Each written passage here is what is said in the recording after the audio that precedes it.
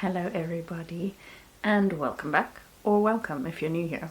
And maybe more like welcome back to me, because I've been MIA for 3 or 4 weeks now.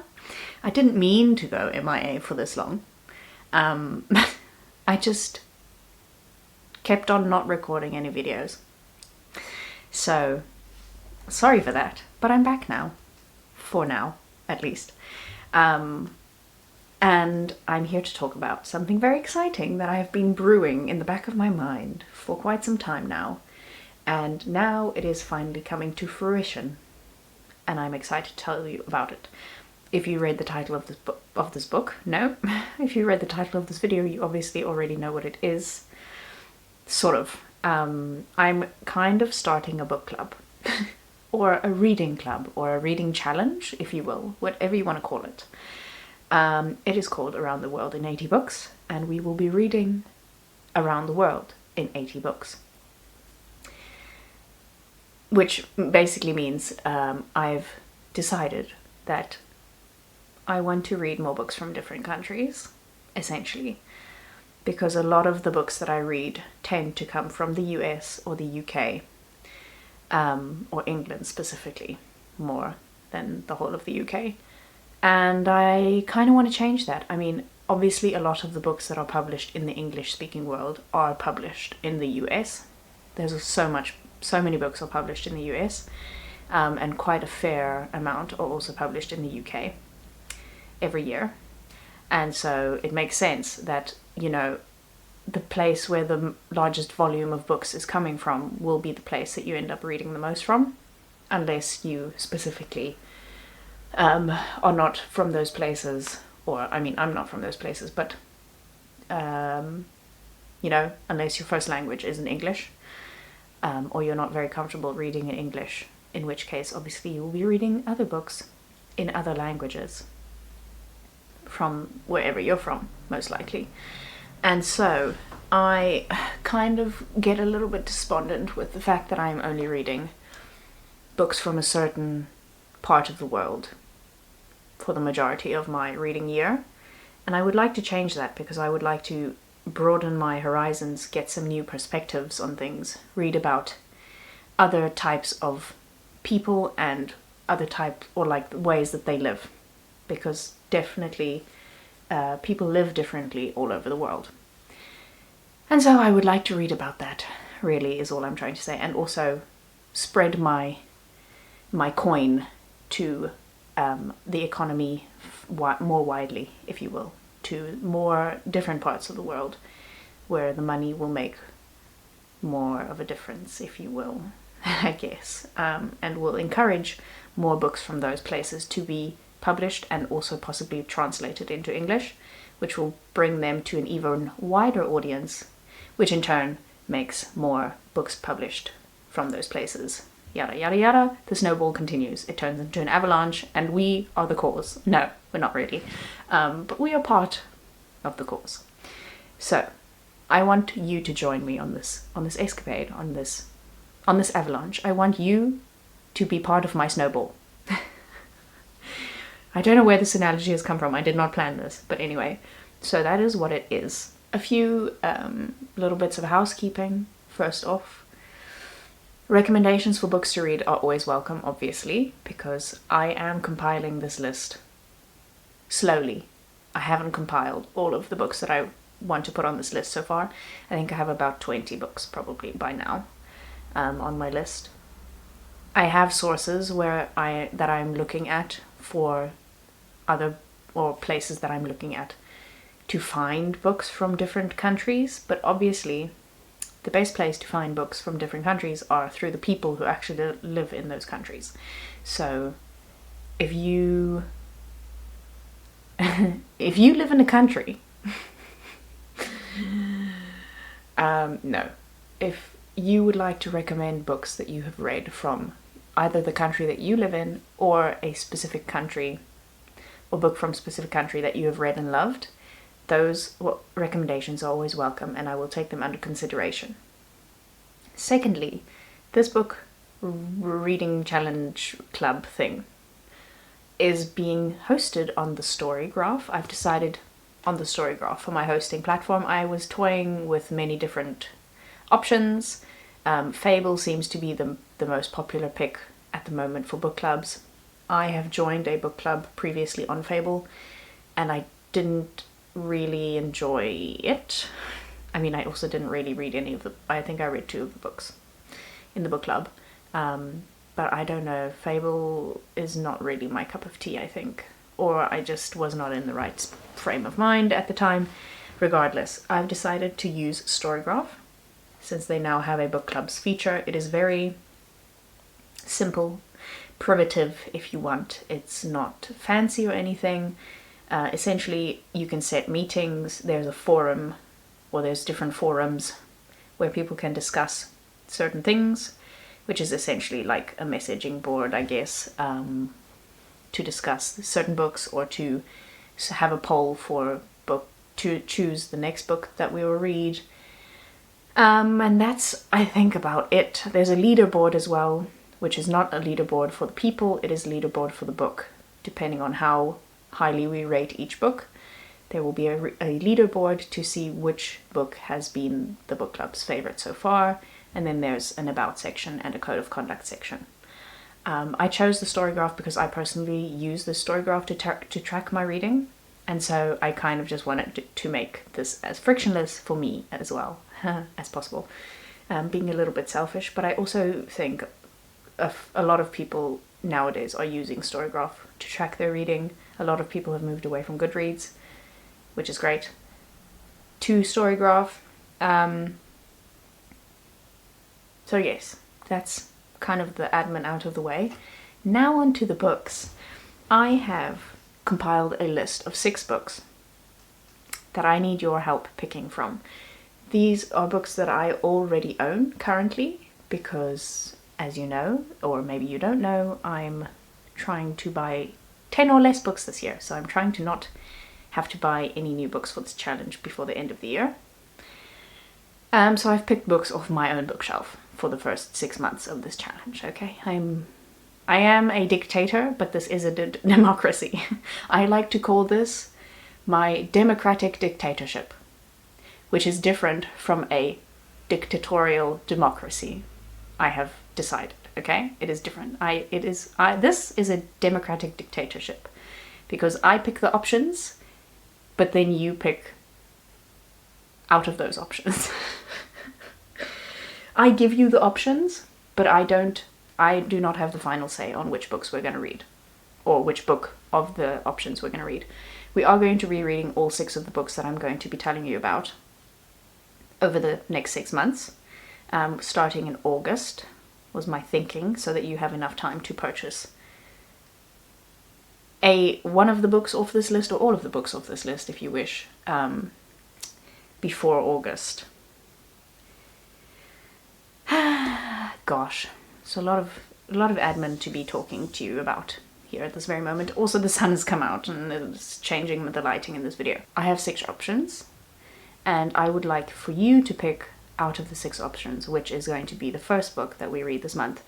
You can leave a comment on this video if you wish, but I would prefer if you would go to the Storygraph book club, which is linked in the description, and go to the first forum post, or the only forum post at this time, which says pick our first read, and go and leave your comment on that post so that I can tally all of the comments on that post easily to pick which is our first book that we read. This may end up being a party of 2 if only one of you people joins my book club, which is also fine.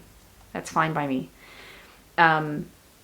This is as much just a challenge for myself to broaden my reading horizons as it is that I'm wanting to share it with you and for you to join along.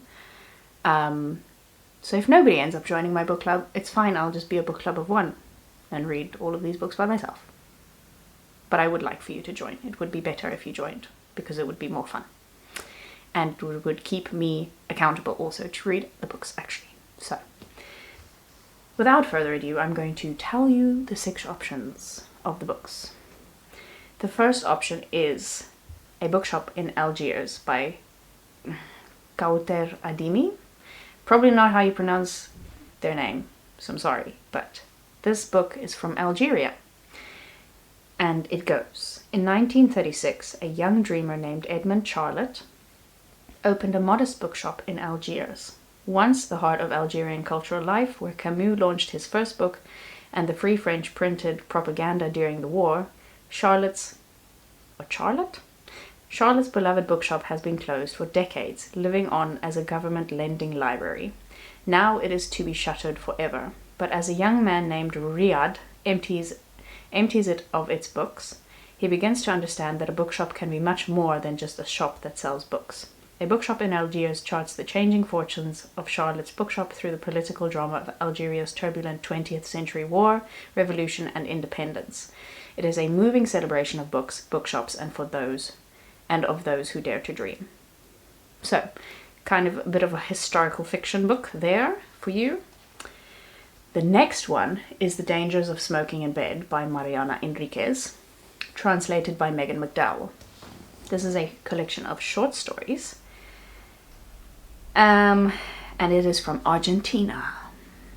This says, Mariana Enriquez has been critically lauded for her unconventional and socio-political stories of the macabre. Populated by unruly teenagers, crooked witches, homeless ghosts, and hungry women, they walk the uneasy line between urban realism and horror. The stories in her new collection are as terrifying as they are socially conscious, and press into being the unspoken, fetish, illness, the female body, the darkness of human history, with bracing urgency. A woman is sexually obsessed with a human heart. A lost, rotting baby crawls out of a backyard and into a bedroom. A pair of teenage girls can't let go of their idol. An entire neighborhood is cursed to death when it fails to respond correctly to a moral dilemma. Written against the backdrop of contemporary Argentina and with a resounding tenderness towards those in pain, in fear, and in limbo, The Dangers of Smoking in Bed is Mariana Enriquez at her most sophisticated and most chilling. So, kind of horror-ish, kind of horror. Short stories. The next option is 3 Rooms by Jo Hamya, and this is from England. Even though we are trying to move away from the major English-speaking world, I do think that there are some very good and underrated books that come out of these places. And obviously I'm still going to be reading books from England and the USA, and on this challenge as well. So here's one option. Set in 1 year, 3 Rooms follows a young woman as she moves from a rented room at Oxford, where she's working as a research assistant, to a stranger's sofa, all she can afford as a copy editing temp at a society magazine, to her childhood home where she's been forced to return, jobless, even a room of her own out of reach. As politics shift to nationalism, the streets fill with protesters and news drip feeds into her phone. She struggles to live a meaningful life on her own terms, unsure if she'll ever be able to afford to do so.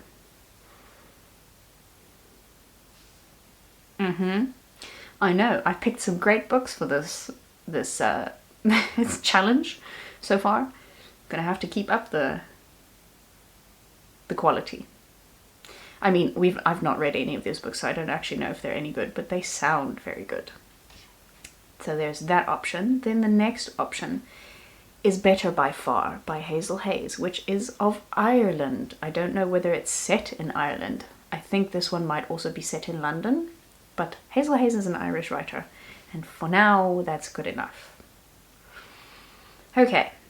Following a breakup, Kate and Finn decide to keep sharing their house until the lease runs out in 12 weeks' time, alternating week by week so that they are occupying the same space, but never at the same time.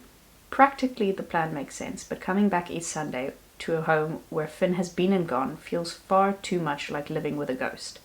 Kate lost her mother at a young age, and now this fresh grief dredges unhealed sorrows up to the surface, and soon Kate finds herself adrift in her own subconscious, trapped in the liminal space between loving someone and letting go. Was that number 4? I think. Yes. The next one we have is Quality Land by Marc-Uwe Kling, which is from Germany, and this has been translated by Jamie Searle Romanelli. It says, "Welcome to Quality Land, the best country on earth. Here, a universal ranking system determines the social advantages and career opportunities of every member of society. An automated matchmaking service knows the best partners for everyone and helps with the breakup when your ideal match frequently changes. And the foolproof algorithms of the biggest, most successful company in the world, The Shop, know what you want before you do and conveniently deliver it to your doorstep before you even order it. In Quality City, Peter Jobless is a machine scrapper who can't quite bring himself to destroy the imperfect machines sent his way, and has become the unwitting leader of a band of robotic misfits hidden in his home and workplace. One day, Peter receives a product from The Shop that he absolutely positively knows he does not want, and which he decides at great personal cost to return. The only problem, doing so means proving the perfect algorithm of The Shop wrong, calling into question the very foundations of Quality Land itself. Quality Land, Mark-Uwe Kling's first book to be translated into English, is a brilliantly clever, illuminating satire in the tradition of Kurt Vonnegut, Douglas Adams, and George Orwell that offers a visionary, frightening, and all too funny glimpse at a near future we may be hurtling toward faster than it's at all comfortable to admit. So why delay any longer? The Shop already knows you're going to love this book. You may as well head to the cash register, crack the covers, and see why that is for yourself. So a little bit of a, I must say, despondent, no.